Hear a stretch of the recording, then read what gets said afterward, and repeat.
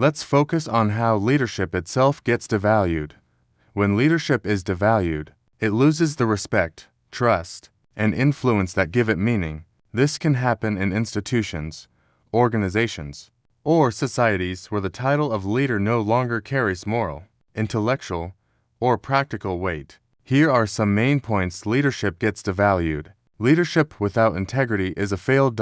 When leaders lie, cheat, or act selfishly, people begin to see leadership as hypocrisy, not responsibility. Over time, followers become cynical and disengaged. If leaders don't walk their talk loses all meaning. When leadership roles are handed out due to nepotism, politics, or connections rather than competence, the entire idea of leadership becomes a joke. People stop aspiring to lead through excellence. In many institutions, leaders become ceremonial figures, with no real decision-making. When leadership is just a title, not a function, it loses value. When leaders are never held accountable for failure, corruption, or injustice, the role loses its moral credibility. It sends the message that leadership is about privilege, not responsibility.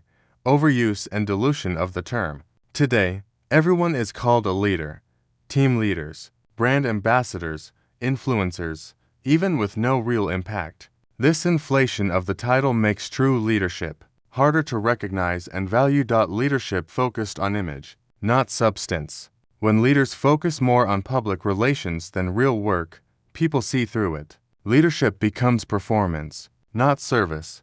A leader who cannot motivate, unify, or set vision may keep the title but lose the spirit of leadership. When people feel abandoned or directionless, the leader's position becomes empty. When leadership is used to exploit, divide, or dominate, it loses all noble value. People begin to fear or hate leadership, instead of respecting it.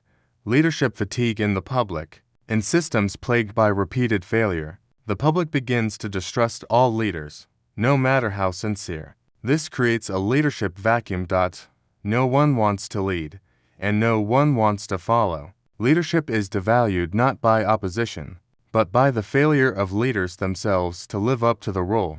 To preserve its value, leadership must be rooted in character, competence, courage, and contribution,